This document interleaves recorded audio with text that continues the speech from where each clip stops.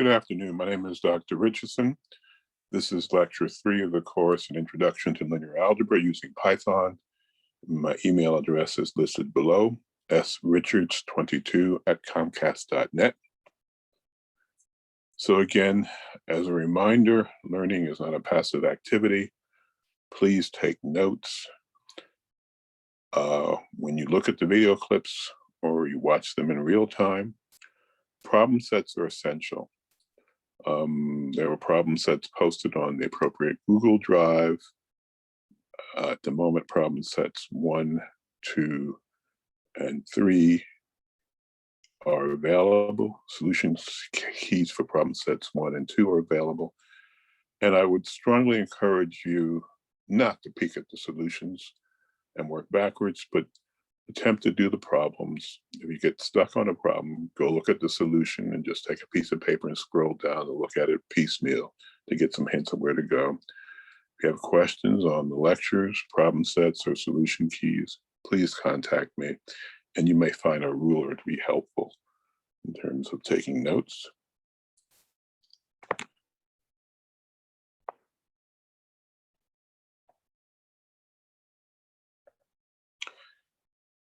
So this afternoon, we are going to continue with our discussion of the Gauss-Jordan elimination method, which we discussed last time in lecture 2 rather.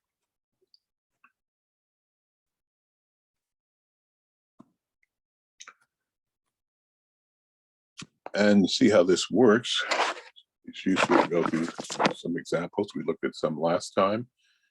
Let's look at some others. So here's a case where I have a set of equations. And here there will be 4 unknowns.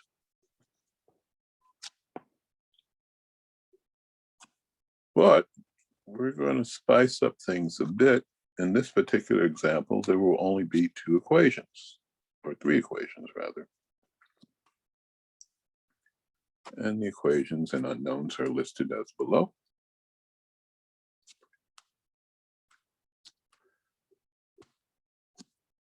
So this is an interesting situation. Turns out that this is a case where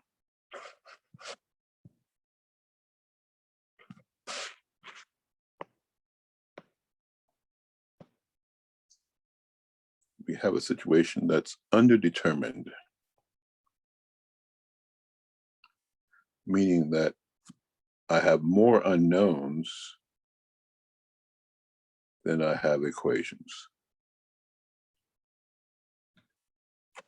So let's just plow forth. See what happens.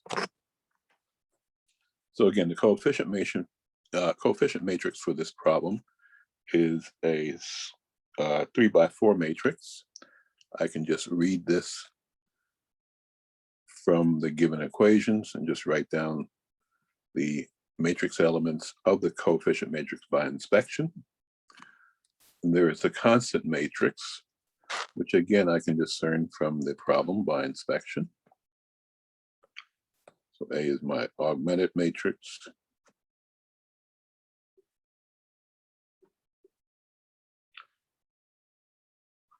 And B is my constant matrix.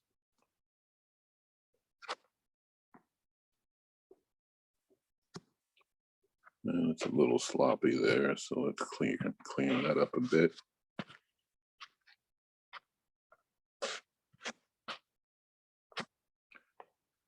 So the augmented matrix, I'm sorry, I misspoke here. This is the augmented matrix, and this is the coefficient matrix. My apologies. I got a little ahead of myself. So in this problem, to use the Gauss-Jordan elimination scheme, you identify the coefficient matrix by just looking at the set of equations and pulling out those matrix elements. The constant matrix, again, you can write down by inspection. And the augmented matrix, you get by gluing these 2 things together. So the first row is 1, 1, 2, 1, 5. Second row is 2, 3, minus 1, minus 2, 2. And the third and final row is 4, 5, 3, 0, 7. So again, we want the 1, 1 matrix element to be 1, which it is, so that's fine. We want the 2, 1 matrix element to be 0. So we want to transform that to 0.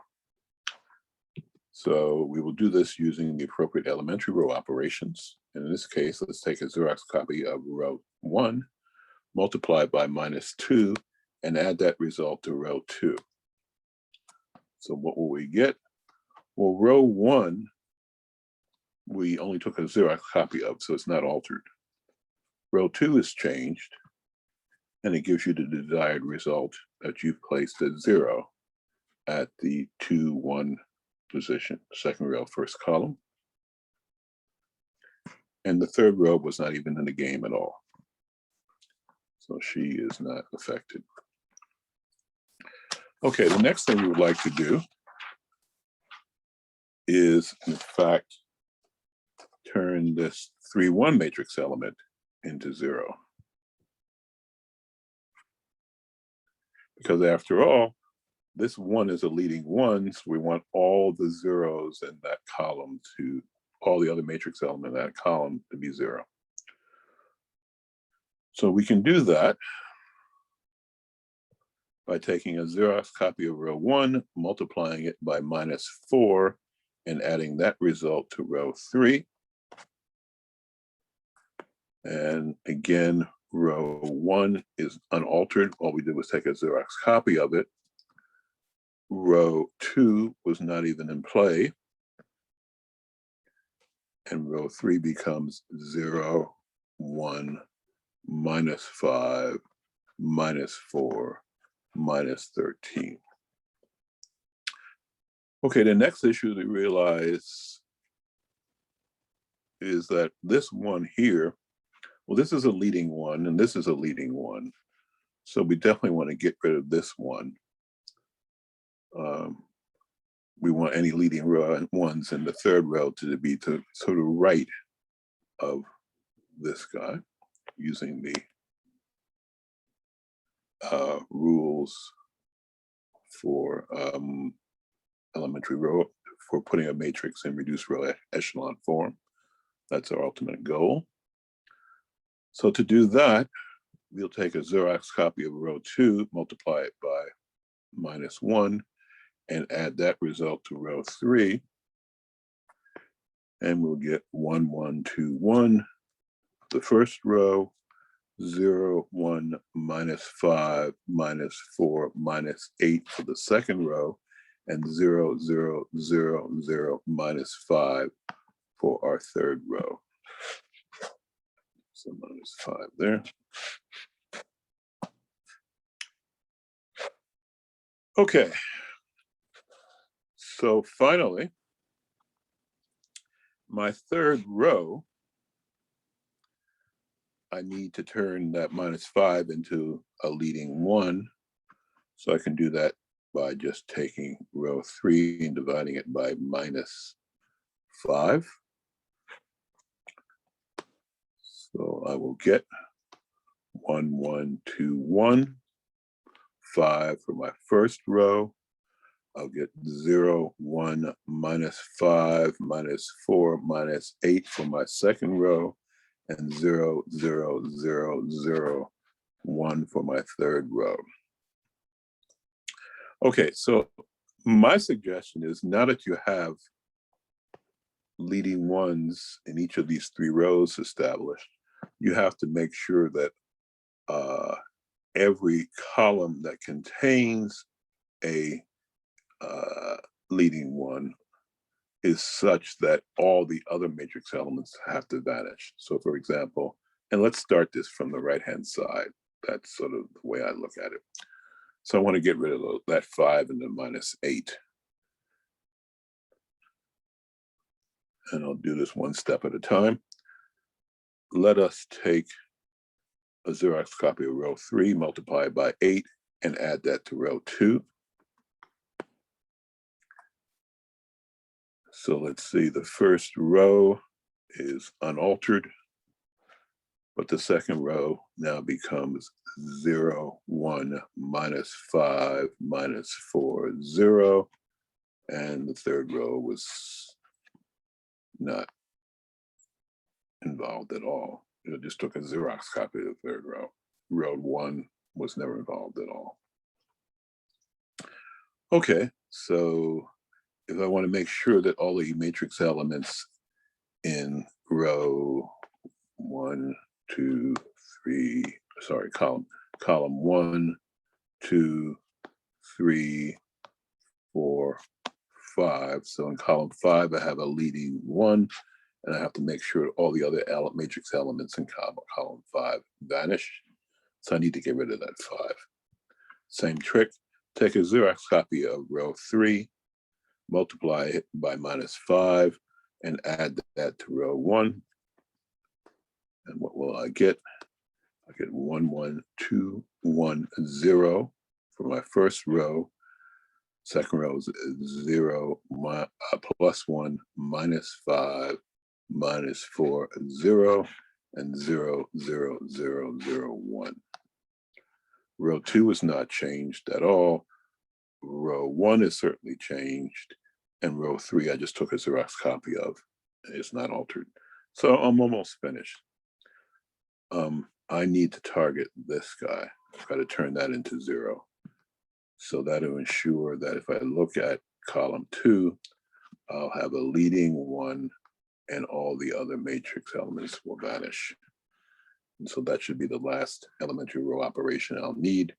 So to do that, I'll take a Xerox copy of row 2, multiply it by minus 1, and add that to row 1. And I will get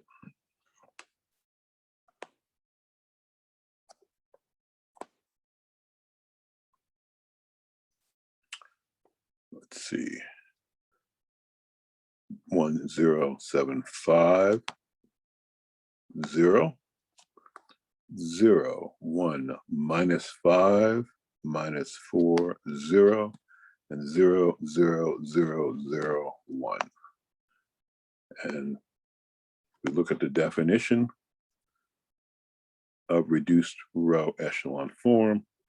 I claim that we have now rewritten the original augmented matrix in reduced row echelon form, or in Python language, that's RREF. So I'm finished. All I have to do now is analyze my result or results. So let's look at the corresponding set of algebraic equations that I can read from my reduced row echelon form. And I start from the bottom and work my way up. So I'll get an equation that says 0 times x sub 4 equals 1. I'll get another equation that says x sub 2 minus 5 times x sub 3 minus 4 times x sub 4 should vanish. And I'll get a third and final equation that says that x sub 1 plus 7 times x sub 3 plus 5 times x sub 4 equals 0. And some of you may point out the obvious point that, okay, there's really no reason to go further in this analysis. You can just stop right there. There's no value for x sub 4 that will satisfy that equation. Any number times 0 is going to give you 0, not 1. And so this tells us that no solution exists for this particular problem. Okay, so it's probably useful to go through another example.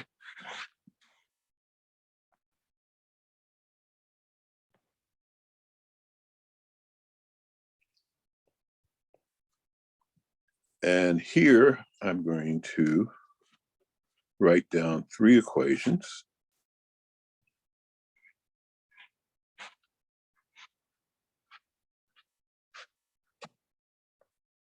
And as you can see, when I finish this up, that I've got more equations than I have unknowns.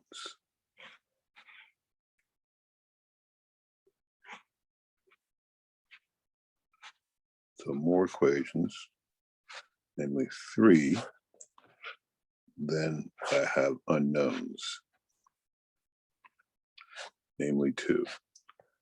So in this case, in contrast to the previous case, my problem is said to be over-determined. So here are 3 linear equations I want to solve simultaneously, but I've got more information. I've got more equations than I have unknowns. I'll say, okay, so Gauss-Jordan elimination comes to my rescue. Let us write down the augmented matrix for the problem. In this case, it is a 3x3 matrix, the augmented matrix. 1, 1, 4, 3 minus 4, 9, and 5 minus 2, 17. And I want to basically recast this into reduced row echelon form using the appropriate elementary row operations. So the 1, 1 matrix element is 1. That's good. The 2, 1 matrix element is 3. That's not good. I want to turn that to 0. So the way to do that is to take a Xerox copy of row 1, multiply it by minus 3, and add that result to row 2. And I'll get 1, 1, 4. First row, I only took a Xerox copy of, so I didn't change it. Row 2 now becomes 0, minus 7, minus 3, and row 3 was never involved in the elementary row operations at all. Okay, you can see where we're going next. We want for column 1 to have a leading 1, which we do in row 1, and we want all the other matrix elements in column 1 to vanish. We've done that here. We need to get rid of that 5. So a way to do that is to take a Xerox copy of row 1, multiply it by minus 5, and add that result to row 3. So if I use those elementary row operations, first row is unaltered. Second row was never even involved, so she's a 0, minus 7, minus 3. And the third and final row becomes 0, minus 7, minus 3.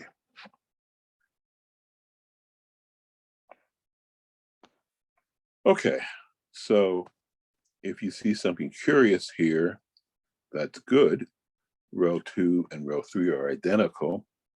So let's get rid of one of them. Let's take a Xerox copy of row 2 and add it to row 3.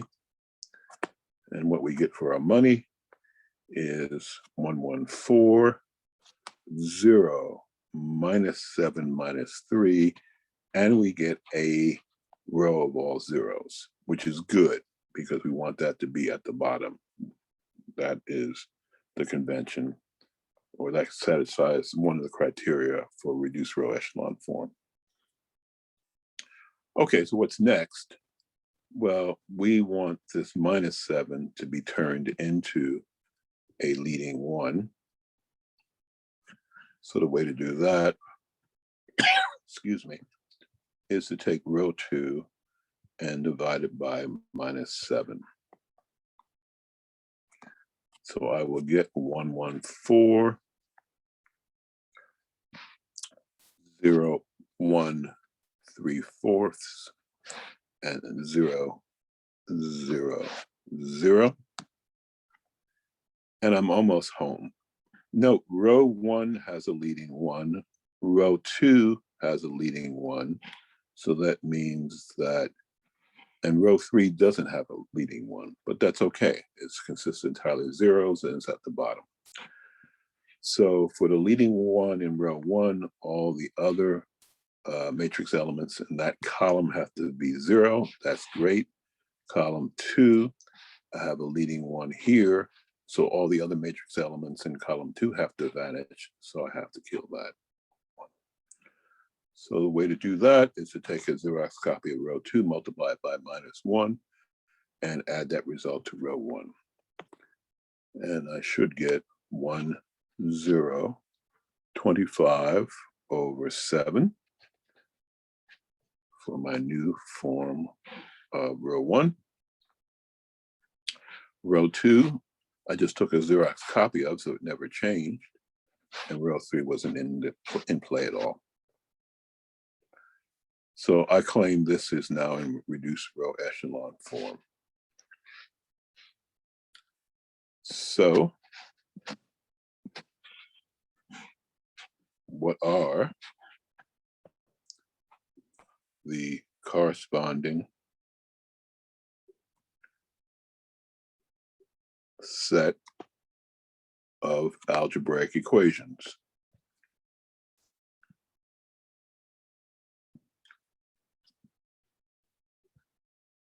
And I can easily write them down by just looking at my original augmented matrix, which has now been written in reduced row echelon form, starting from the bottom and reading up.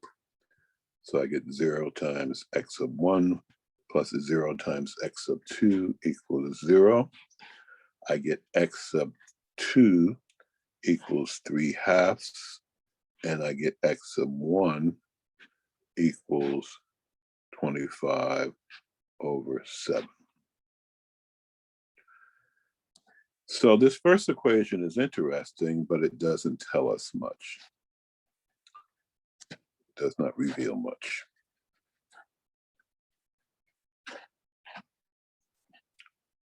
Because any value of x sub 1 and x sub 2, 0 and non-zero, would satisfy that equation. But these two equations definitely strike gold. And they tell me that, in fact, for this particular problem, which we said was overdetermined, it sounded like a bad word, but it's not, because for this particular problem, a unique solution still exists.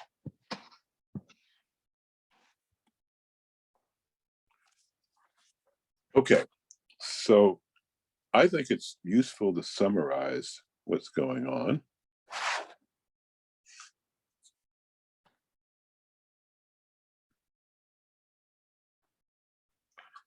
And let's do that here. So we're essentially summarizing a good part of lecture 2 and some of what we've talked about today in lecture 1. Gauss-Jordan, these are two different people. It's not one person with a hyphenated name, last name. Gauss-Jordan elimination is a wonderful approach to utilize to solve systems of linear equations simultaneously in linear algebra. And the reason why it's helpful is that it does not involve determinants.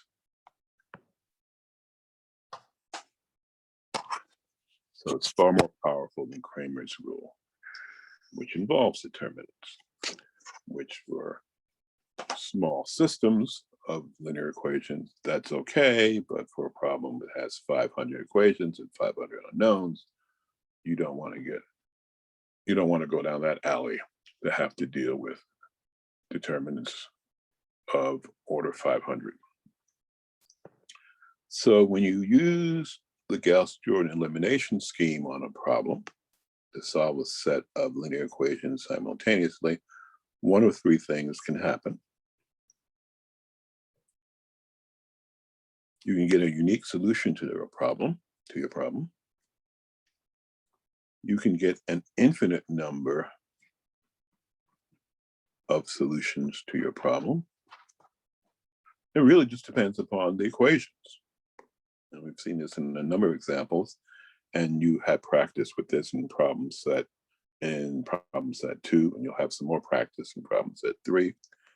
And the third and final condition could be that you have a situation where no solutions exist. So let me amend statement 1, a unique solution could exist. That's what case 1 says. The other powerful thing about the Gauss-Jordan elimination scheme is that, unlike Cramer's rule, this method works for the trivial case where you have n equations and n unknowns. So in that case, it's on par with Cramer's rule, but it also works for the situation where you have m as in Michael equations and n as in Nancy unknowns. And in this case, Cramer's rule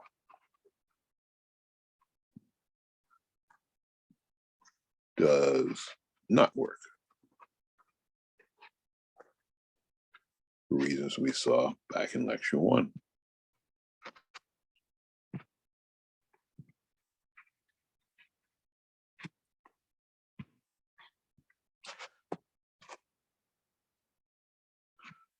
Okay, the further comment I want to make in putting all this together in terms of a summary, we saw, at least in one example, that if you have a problem where there are m as in Michael equations and n as in Nancy unknowns, we called this problem, and we looked at an example of this previously, we called this an example of a problem that was underdetermined.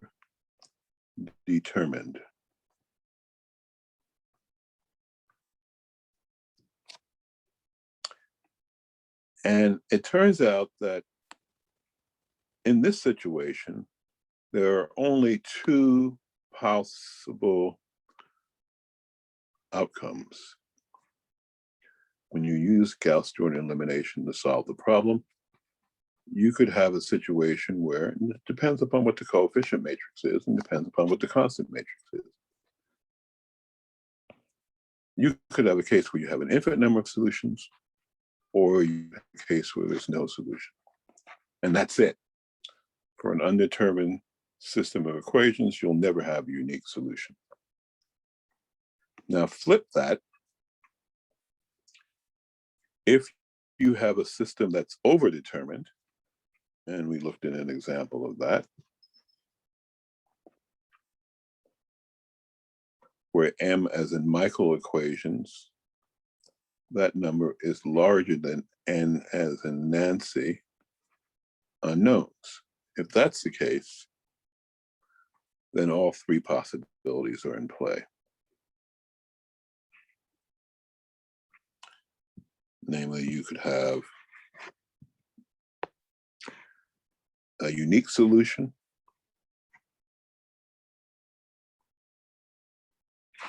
you could have a case where there are infinite number of solutions,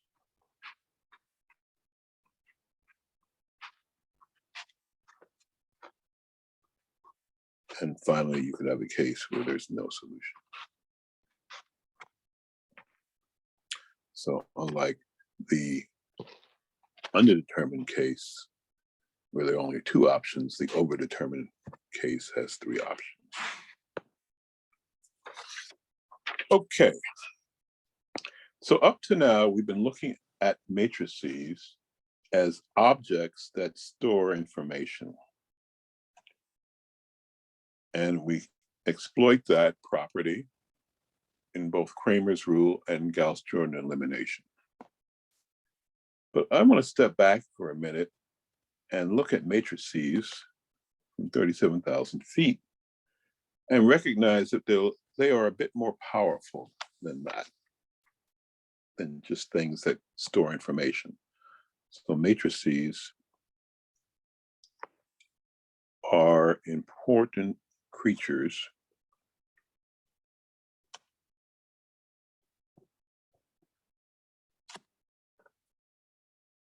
which have a life of their own. That's good. So for example, you can add matrices. And in this example, and in most of the following examples, I'm just going to look at 2x2 matrices, matrices that have 2 rows and 2 columns. And so again, by convention, there's the 1-1 matrix element, the 1-2 matrix element, the 2-1 matrix element, and the 2-2 matrix element. And let me also have a matrix B that is also a 2x2 matrix. He has 2 rows and 2 columns. So I would like to define a new matrix C, which is the sum of these 2 matrices. And what I need to do is simply take the A11 matrix element of A and add it to the B11 matrix element of B. And that will give me the 1-1 matrix element of this new matrix C. And so that's in fact how I do perform matrix addition. Now, note for this to work,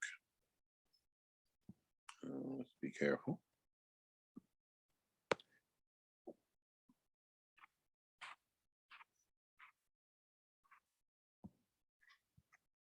For this to work,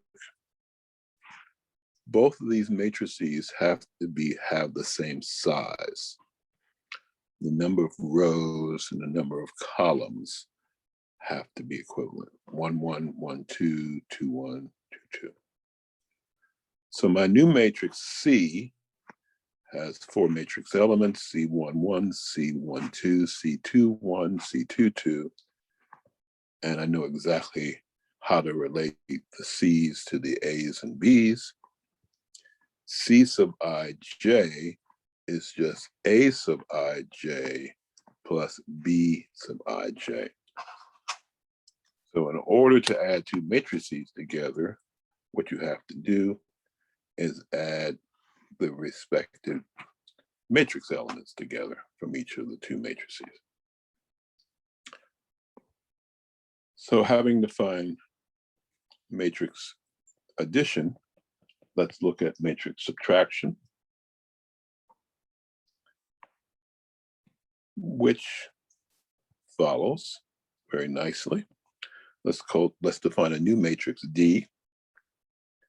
I've already defined A and B, so it stands to reason that all I have to do, rather than adding those respective matrix elements of A and B, I just have to subtract each other using the order that I'm given.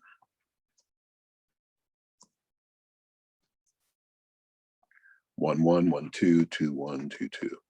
So I have a new matrix, D sub 1, 1, D sub 1, 2, D sub 2, 1, D sub 2, 2. And I now know how to define matrix subtraction. It's revealed by this nice little simple relationship here. Okay, so addition and subtraction are pretty straightforward. What's not so straightforward is, how do you multiply matrices?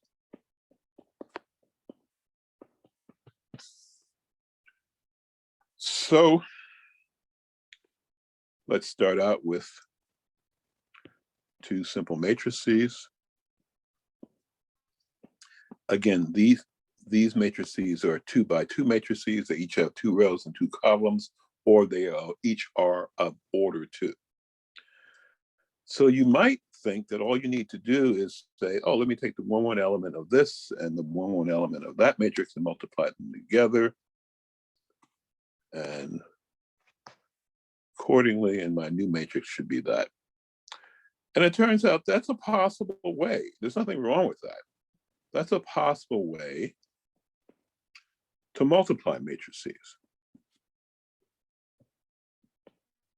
We will not use it much or at all in this course, but there's nothing wrong with doing it that way.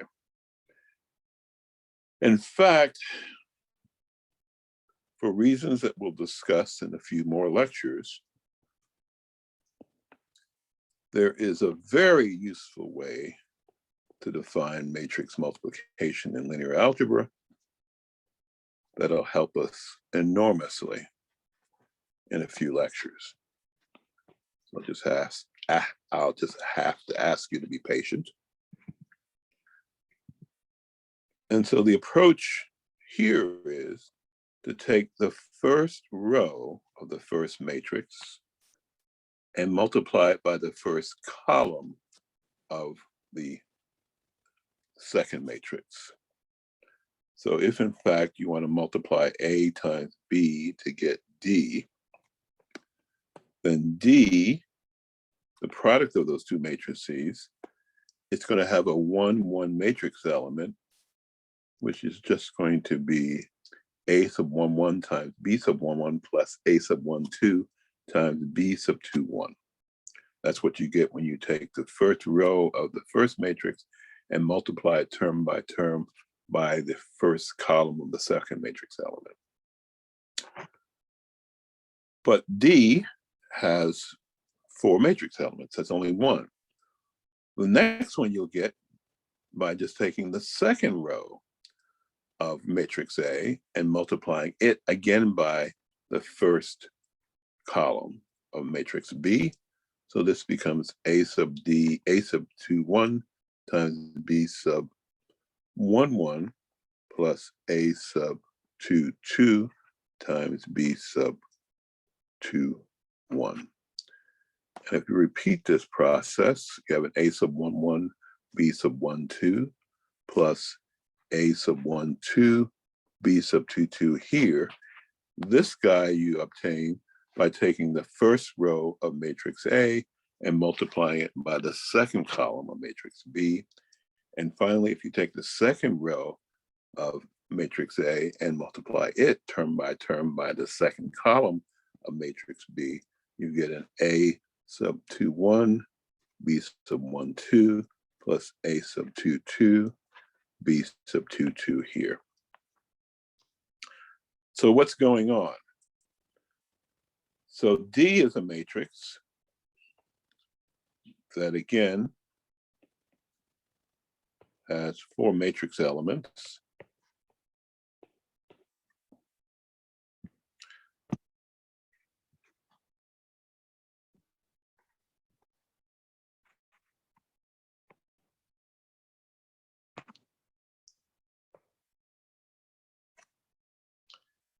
And if I look at the rule that I just defined, D sub 1-2, this guy here is simply A sub 1-1 times B sub 1-2 plus A sub 1-2 times B sub 2-2.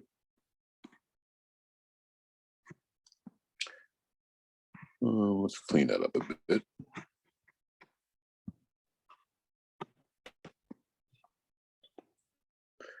Now, there's a very nice way to, and again, while we're at it, let's put in another matrix element. D sub 2-2 is going to be A sub 2-1, B sub 1-2 plus A sub 2-2 times B sub 2-2.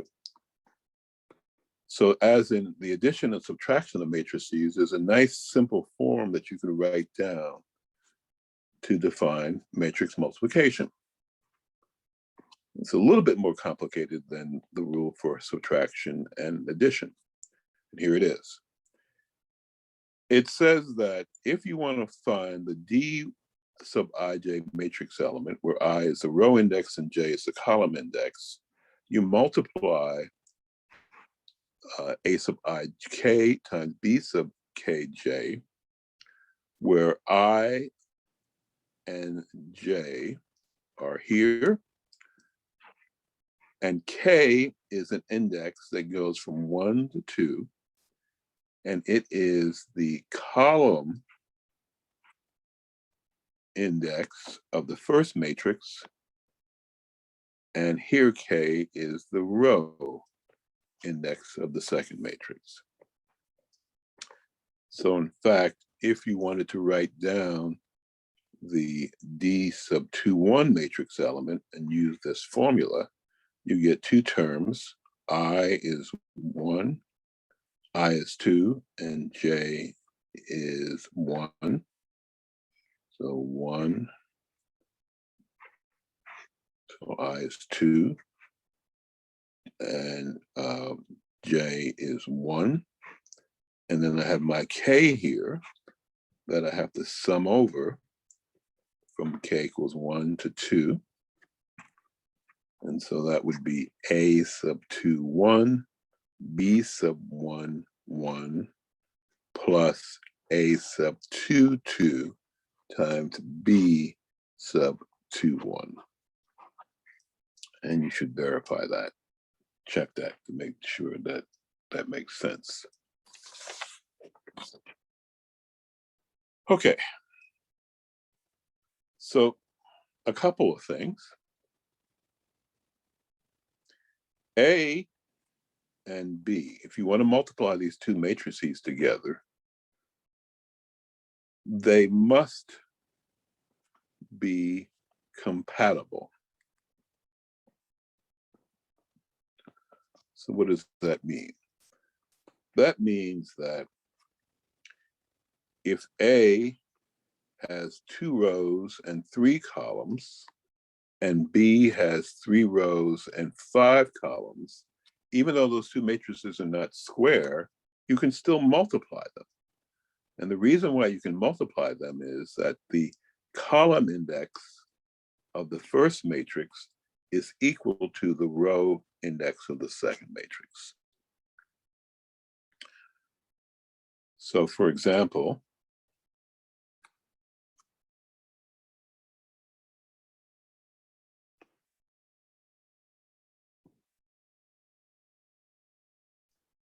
these two matrices, the first one is 2 by 2, the second one is 2 by 1, you can multiply these guys. You will get an answer, which is a 2 by 1 matrix. And if you use the rules we just outlined,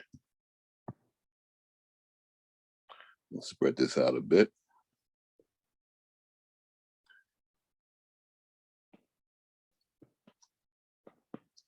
The way you'd multiply this matrix is as follows.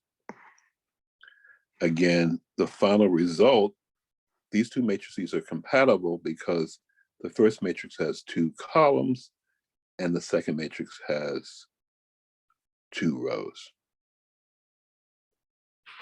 So my final result is going to be a 2 by 1 matrix that has 2 rows and 1 column. Contrast that to this case. I can write these matrices down, but they're not compatible. First one has 2 rows and 1 column. The second one has 2 rows and 2 columns, and they're not compatible.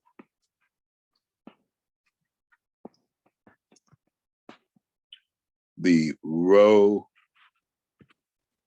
column index of the first matrix is not equal to the row index of the second matrix. So you cannot multiply these.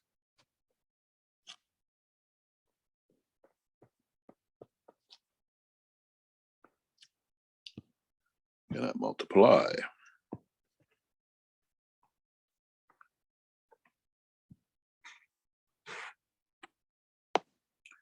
You cannot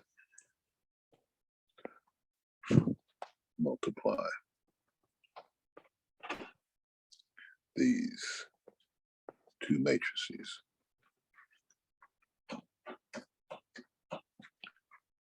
Okay. So what we have discovered in general, if you have a matrix that has M as in Michael rows and P as in Paul columns, and another matrix that has P as in Paul rows and N as in Nancy columns, that these two matrices are compatible. And in fact, The product of the two is just a matrix that's M by N. Note something interesting. If you try to write down the product of B times A, in other words, change the order, then you're in trouble. You can't multiply those guys together because the column index of the first matrix is N as in Nancy, and the row index of the second matrix is Michael, M as in Michael, and they're not the same. So matrix multiplication depends upon the order. And you cannot simply write this down because you feel like it. So matrices are not numbers. It is not necessarily true that in fact, the product of A times B equals the product of B times A. So matrices are very special creatures. They're not numbers, they're not scalars. And you have to pay attention to the order in which you attempt to multiply these guys. And you also have to pay attention to whether or not they're compatible or not. So I'm going to give you lots of practice with matrix addition, matrix subtraction, and matrix multiplication in problem set 3. These are valuable tools that you have to master. Okay, so let us take a 5-minute break now, stretch our legs, and we'll resume in 5 minutes.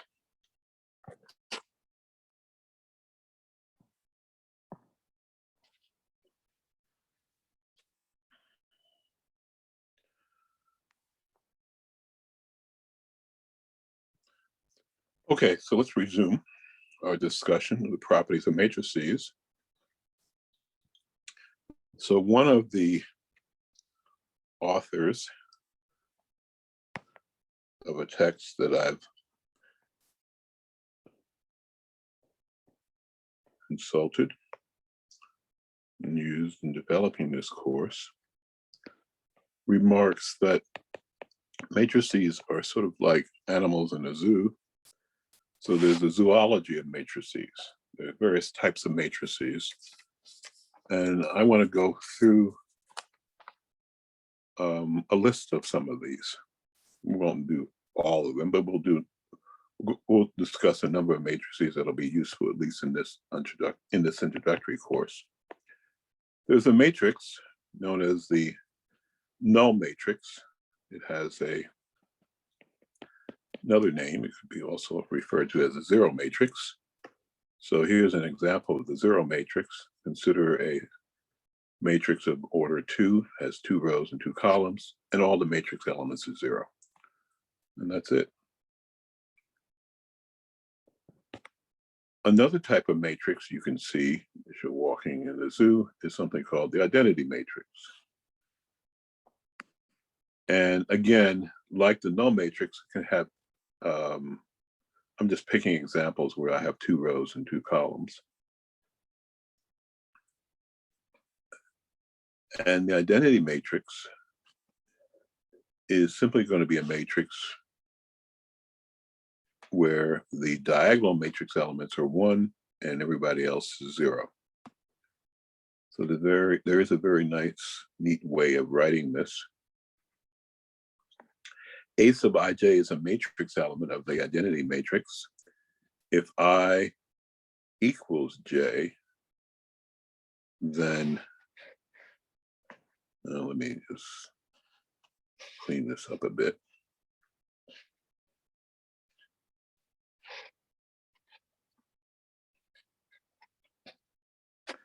So what is A sub ij for the identity matrix? It equals something called chronica sub ij. This term is called the Kronecker delta. It's a symbol that occurs a lot in science and engineering and math. And it's just a very neat way of saying the following, that if the subscripts I and j are equal, then this thing equals 1. And if the subscripts I and j are not equal, then this equals 0.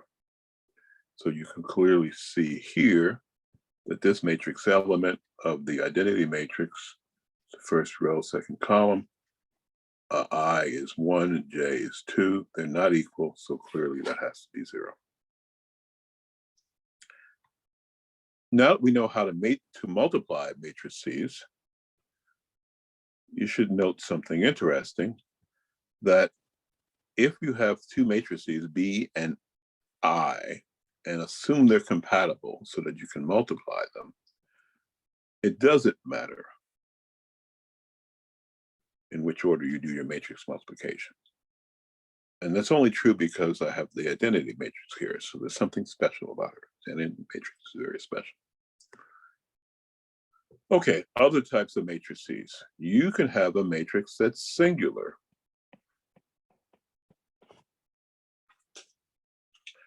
So I need to define what that is. And I'll do that by just writing down an example. So here's a matrix A. It has a row 1, 2 for row 1, and 2, 4 is row 2. And if you look at this matrix and look at this and look at this and stare at it, you'll discover the following, and you should discover the following. If you take the determinant of this matrix, you get 0.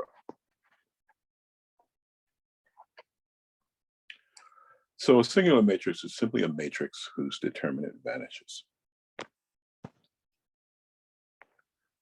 It follows that you also might want to worry about another type of animal in the zoo, a non-singular matrix.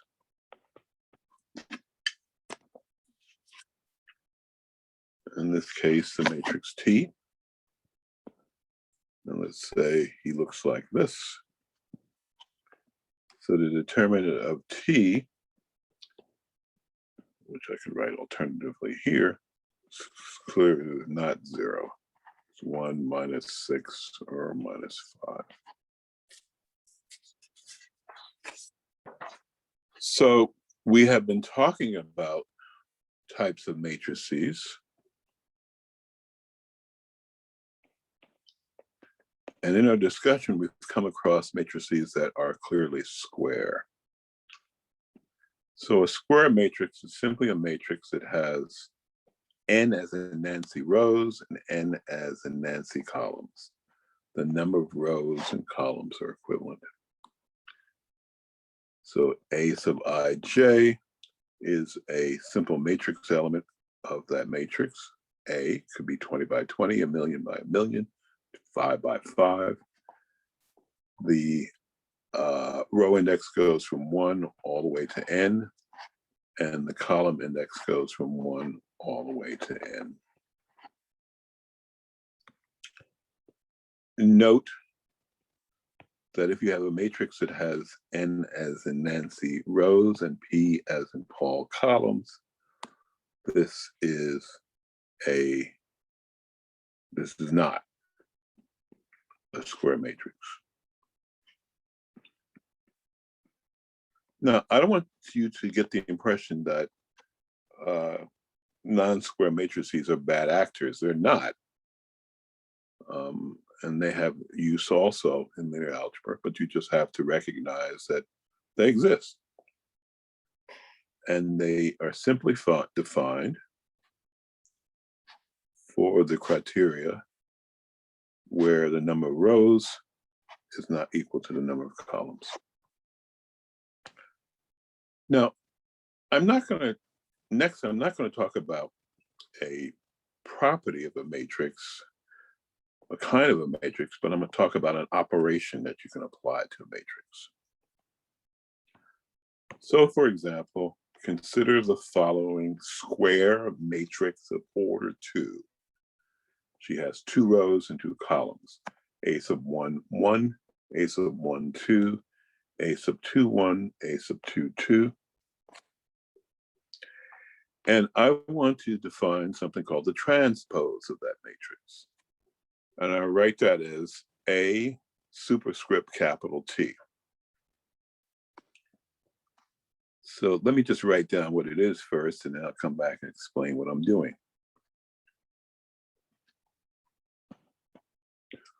All I'm doing when I take the transpose of a matrix is that I am interchanging the rows and the columns. So for example, in my original matrix, here's row 1. And when I take the transpose of it, it turns into column 1. In the original matrix, here's row 2. And when I take the transpose of that matrix, that becomes column 2. And I want to write this in a very nice, neat form. The transpose of a matrix element, A sub ij, just means that you interchange rows and columns. So what was the row index becomes the column index. What was the column index becomes the row index. And so here's another succinct, clear, simple way of writing down that property. So some examples are useful at this point. Here's a matrix C. It is of order 3. It has 3 rows and 3 columns. So if I write down its transpose, all I have to do is take a particular row and turn that row into a column. So row 1 becomes column 1, row 2 becomes column 2, row 3 becomes column 3. I am going to leave to you to explore through problem set 3 and in some detail the properties of the transpose of the matrix. And again, the best way to understand what's going on is by going through lots and lots of examples. Okay, so back to the creatures in the zoo. You can have matrices that are symmetric.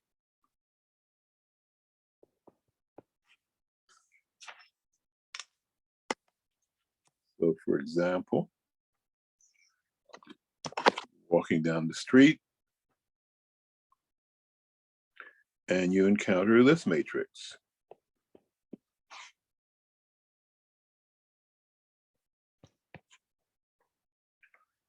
So what's interesting about this matrix is that the 1, 2 matrix element is the same as the 2, 1 matrix element.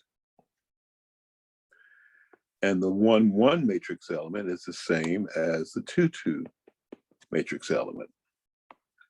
In other words, A sub ij equals A sub ji.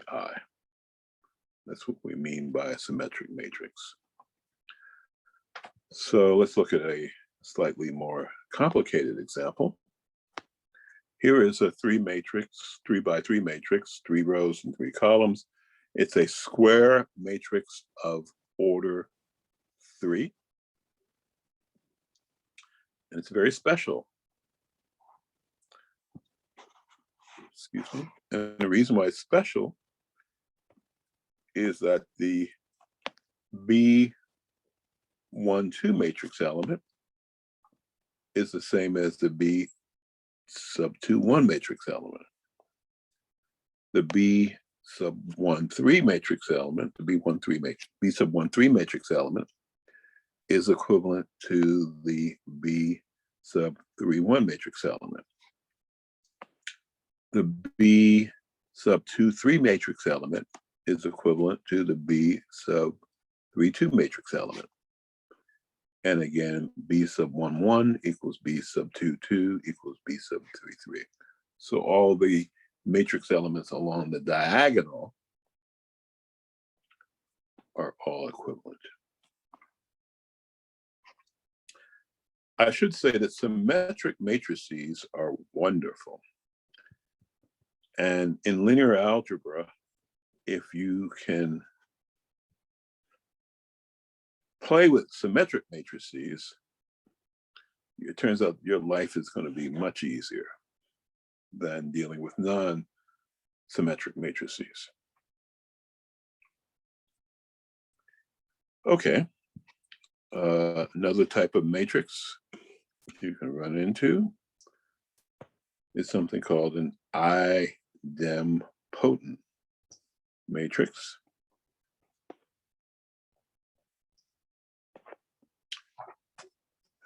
And the best way to define this idempotent is Latin, but the best way to define this is just look at an example. An idempotent matrix is a matrix such that when you multiply it by itself, you get back the original matrix. So there's a nice example of an idempotent matrix that we've already talked about, namely the identity matrix of order 2. If you multiply I by itself, which you can, they're compatible. That's the same thing as I squared, and that gets you back I. Okay, so I've talked about properties of matrices. I've talked about things you can do to matrices. So one thing you can do to a matrix is take its transpose, and that's a very powerful thing to do. Another thing you can do to a matrix is to take its inverse, and that turns out to be an extremely important thing, extremely important, useful thing to do. So we're going to spend a little bit of time on this, and we'll ask some questions. So the first question we will ask is, what do we mean, excuse me, by the inverse of a matrix? It's a good question to ask. Second question, how do we in fact calculate the inverse of a matrix?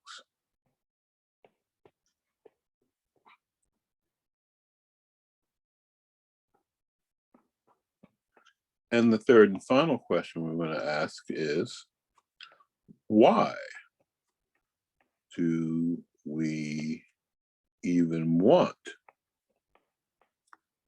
to know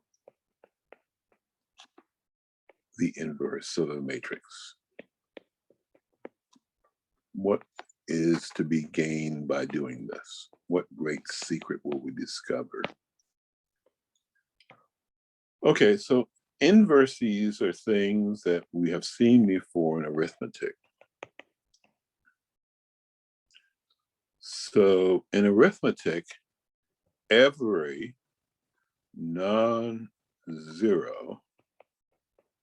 number has an inverse.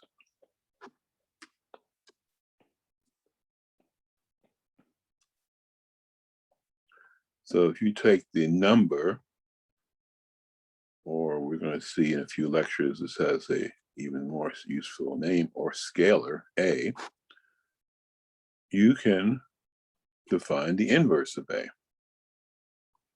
such that when you multiply A times its inverse, you simply get the number 1.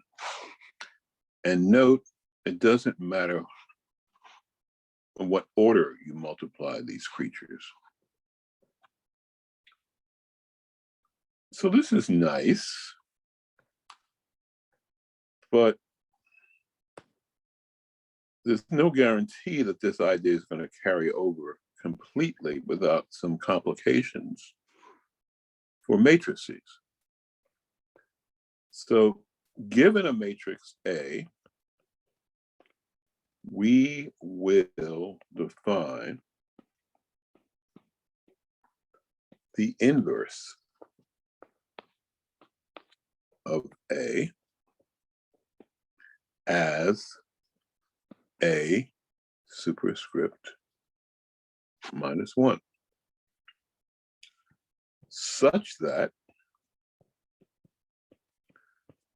if you take A and you where A is a matrix, and you multiply it by its inverse, assuming you can do that, assuming that these two guys are compatible, see more about that later.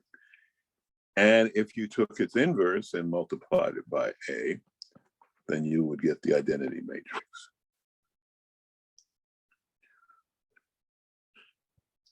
And I've written it, but it doesn't hurt to remind ourselves that I is the identity matrix. So you can see here why we went to the trouble of inventing or naming or recognizing the existence of an identity matrix, because it's going to be extremely useful to help us understand what it means to take the inverse of a matrix. So there are a number of important properties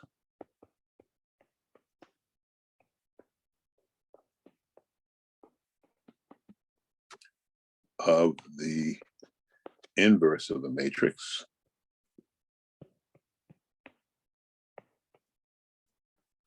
that I want to discuss next.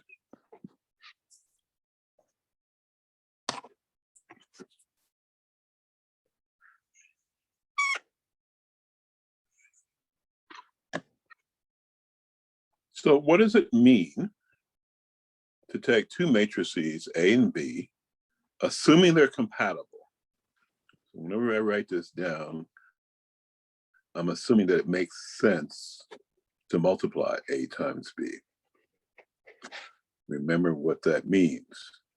That means that the number of the column index of A has to equal the row index of B. So assuming you can do that, what does it mean to take the inverse of that product? So we will show next exactly how to do that. What you have to do is take the inverse of B and then multiply it by the inverse of A. The order is changed. So let's prove this.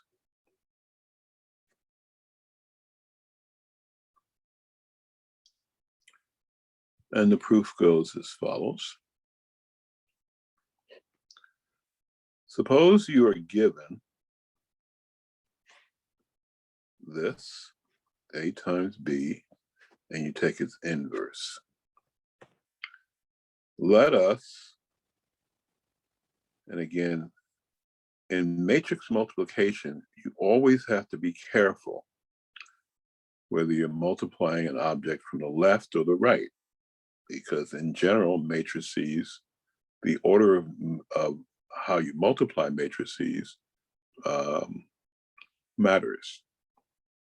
So let us left multiply this expression by the product of A and B.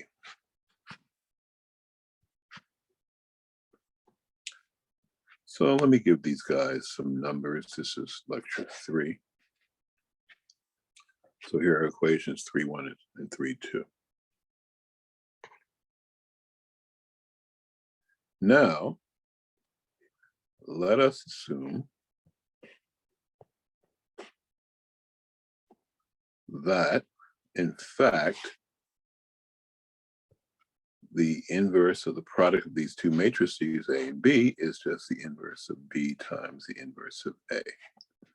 So let's assume that that's true. We'll call that 3-3. Then equation 3-2,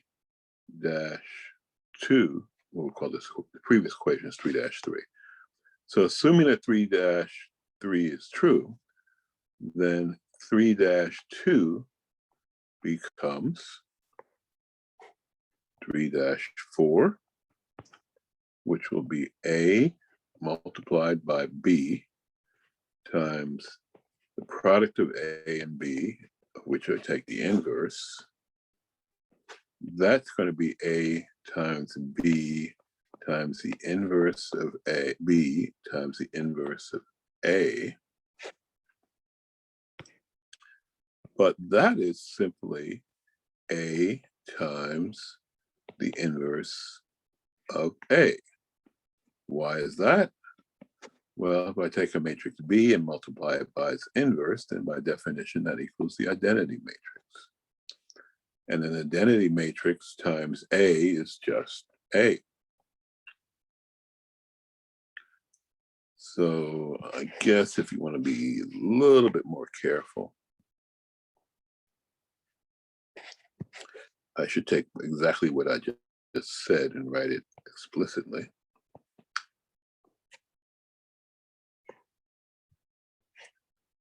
And that can be written as simply that,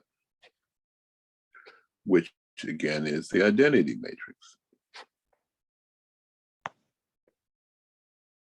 So equation 3-4 simply becomes A times B times the product of A and B, which I take its inverse, and that is to equal the identity matrix. If I call the product of A and B a new matrix C, then that is simply C times the inverse of C, which by definition is just the identity matrix. So I'm finished.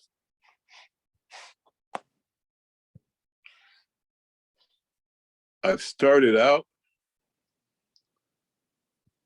in my proof with an assumption, 3-3,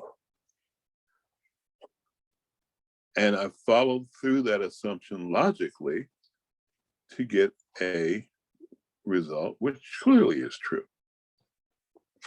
So the only way I could get to 3-6 is if 3-5 is true, 3-4 is true, and 3-3 is true. And so that's a proof that in fact what I originally wrote down is valid. So this is a way of proving something by assuming it's true, then applying it to a set of logical operations to get something else that clearly is true.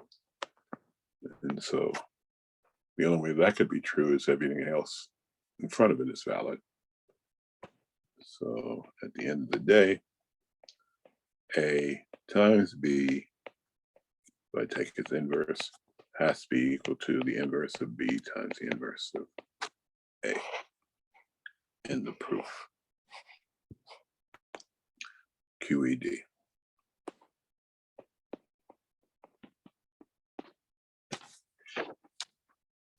Okay, I do want to say one thing, going back to matrix multiplication.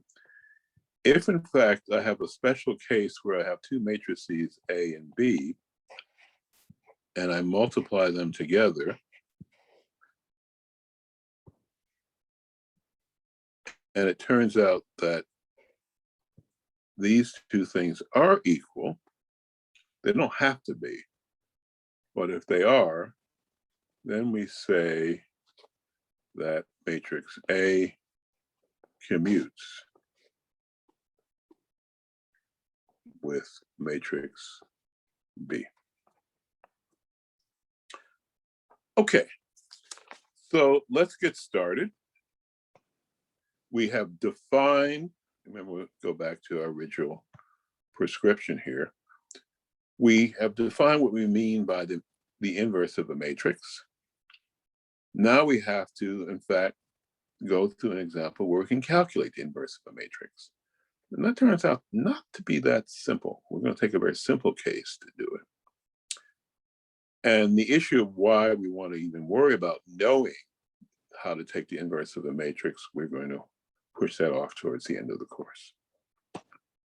So let's pick an example. And again, lots of times in linear algebra, if you want to see what's going on, stick with 2 by 2 square matrices. That's redundant. Either say 2 by 2 matrix or a matrix of order 2. So let's pick a matrix A that is of order 2. That means it's square and has 4 matrix elements. And so the question I want to ask is, what is the inverse of A? What is this thing? Well, let us define the inverse of A as a square matrix whose matrix elements are E, F in the first row and G, H in the second row. So by definition, A times the inverse of A must be a matrix that you get when you take these two guys and multiply them together using the rules of matrix multiplication. And what you better get is the identity matrix. Note that this first matrix is a 2 by 2 matrix. The second matrix is a 2 by 2 matrix. The column index in the first matrix is 2. The row, or the number of columns in the first matrix is 2. The number of rows in the second matrix is 2. So both of these indices are the same, so you can multiply them. If you multiply a 2 by 2 matrix by a 2 by 2 matrix, then you better get a 2 by 2 matrix, which we do. So I know how to spell this out, right? I know how to do matrix multiplication for this simple example. So I get a matrix that has 4 matrix elements. The first one is A times E plus B times G. That's the 1-1 matrix element. The 2-1 matrix element is A times F plus B times H. Sorry, the 1-1 matrix element is here. The 1-2 matrix element is here. The 2-1 matrix element is CE plus DG. And the 2-2 matrix element is CF plus GH. Now, that has to be equal to the identity matrix of order 2. So that means I've got 4 equations. A times E plus B times G, that has to equal 1. A times F plus B times H has to equal 0. C times E plus D times G, she has to equal 0. And finally, C times F plus G times H has to be equal to 1. So I get 4 equations. So I leave it up to you to show that you can, in fact, find out what E, so you can find E, F, G, and H, the matrix elements of the inverse of A. You can find out what these guys are in terms of A, B, C, and D.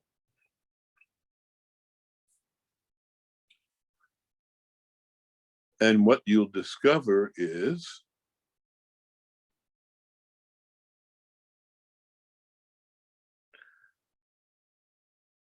that the inverse of A, so this is something you need to show, is simply going to be 1 over D times A minus B times C times D times a matrix that has a 1-1 matrix element of D, a 1-2 matrix element of minus B, a 2-1 matrix element of minus C, and a 2-2 matrix element of A. And so this is a very beautiful, useful thing that you can show as valid. So you know exactly how to take the inverse of a 2 by 2 matrix. Now, you should also note something special. This denominator here is just the determinant of my original matrix. Excuse me. To remember what this thing here is, what I do is take my original matrix and I just interchange the 1-1 matrix element with the 2-2 matrix element, and the 1-2 matrix element and the 2-1 matrix elements I leave alone. I just multiply them by -1. So at least for a 2-by-2 matrix, I know how to calculate its determinant. Now, sometimes formulas are creatures that contain a lot of information, and you have to be very astute in being able to figure out, what is this equation telling me? You have to tickle it the right way so it reveals all of its secrets. So a number of things. For the inverse of A to exist,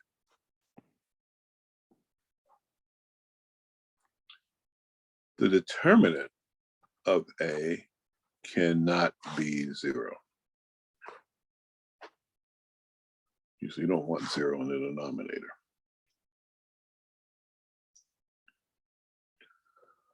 So that's going to tell you the following. Just because you have a matrix and you write it down, not all matrices A are invertible. Some matrices may have an inverse, some may not.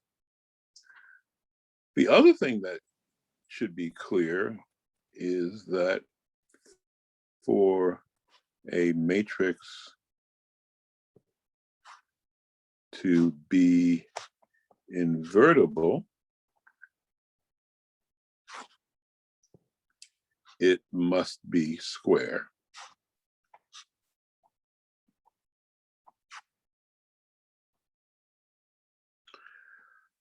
So I'm going to rewrite these guys a different way. Only non-singular, remember what we defined what we meant by non-singular matrix. Only non-singular matrices, in other words, matrices that do not have a vanishing determinant, are invertible.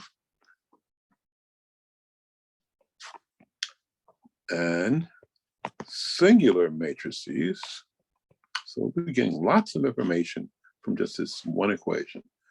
Singular matrices are non-invertible because their determinant is 0. So all of this follows. 1, 2, 3, 4, 5. It follows just from this simple example of calculating the determinant of a 2-by-2, determinant, the inverse rather, of a matrix of order 2.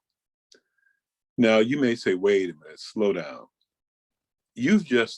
All you've done is calculate the inverse of a matrix of order 2. And then you've made these predictions, 1, 2, 3, 4, and you've extended all these predictions to matrices that are larger, 30 by 30, a million by million. So you rigorously have not proven these statements. And you've got me. You're right. You're absolutely right. I invite you to use Python to, in fact, play an experiment, as in problem set 3, with coming up with matrices that are bigger and see if these properties still hold. Again, this is not and they will. This is not a rigorous proof, but it's sort of suggestive that, okay, we're in the right ballpark. And if we want to prove these guys rigorously, you can do that. We'll choose not to do that, at least in this introductory course, because we still have a lot more to do in terms of introducing you to very simple introductory concepts. So I would like to finish my discussion of the inverse, taking the inverse of a matrix, by looking at a flowchart, putting all this information together in a nice flowchart with the following warning. Not all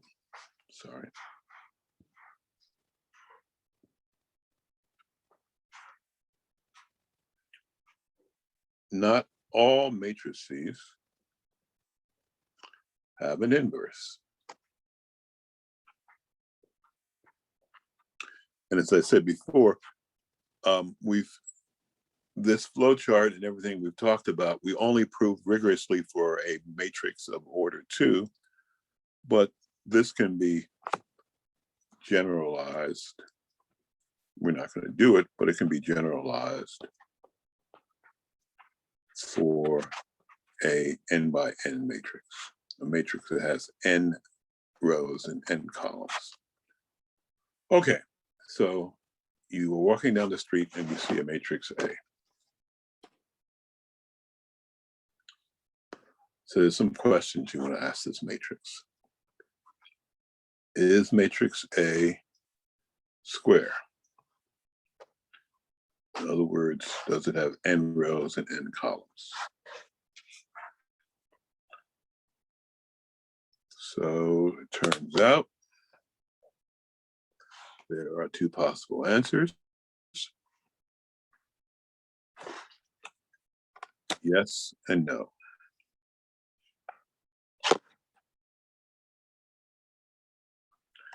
The answer is no, then the inverse of A does not exist. You can't calculate the inverse of a matrix that's not square. Suppose the answer is yes. Well, then you go further in your flowchart and ask the question, is the matrix A singular matrix? Again, let's go back to this argument about the matrix being square or not. Remember, just for our example of a 2 by 2 matrix, the inverse of a 2 by 2 matrix involves a determinant. It involves 1 over the determinant. There it is. If you have a non-square matrix, there's no such thing as a determinant. So you won't be able to write an expression for the inverse of that matrix. And again, I've rigorously shown this is true for matrices of order 2. You can generalize this for n by n matrices. Okay, back to my flow chart. So is my matrix A a square matrix? In other words, is my matrix A a singular matrix? In other words, is it true that the determinant of A is 0?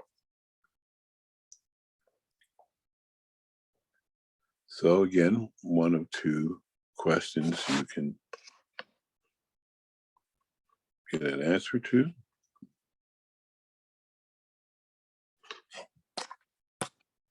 So if I go this way in my flow chart,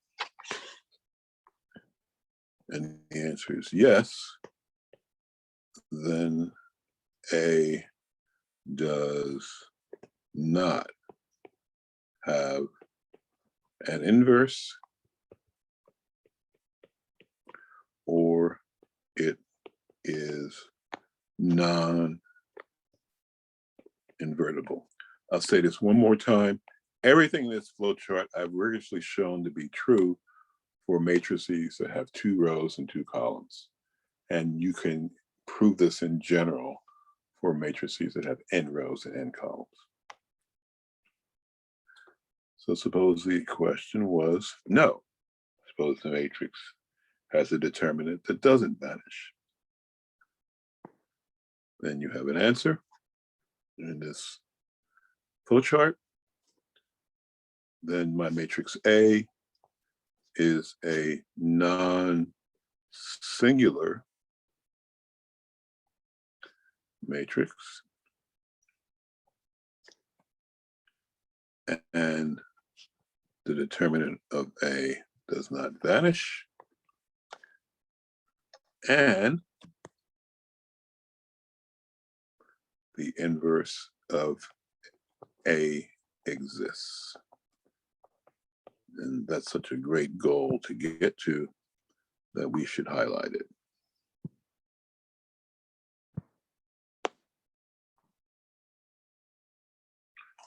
That's a good conclusion to reach. Okay, so what do we want to do next?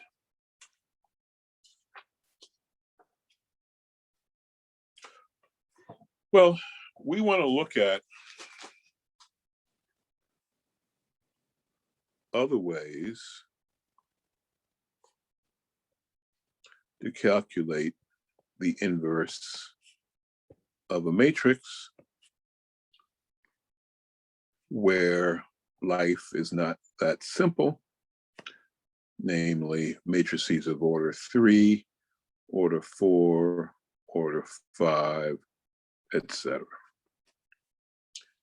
And I will leave that task to the next lecture, lecture 4, where we will come up with a very neat way of calculating the inverse of a matrix that's larger than a matrix of order 2. So if we have a matrix of order 2, we're covered. But a 15 by 15 matrix, we don't want to have to go through the brute force approach of writing down a matrix A that's 15 by 15 with symbols, writing down the inverse of A with different symbols that's 15 by 15. Okay, and then multiplying these things together, setting that equal to identity matrix of order 15, and then taking all those equations and solving that. I mean, we saw this movie before back in lecture 1. You know, the brute force approach, you know, it loses its joy very quickly once you get to slightly more involved cases. Okay, so this is the end of lecture 3.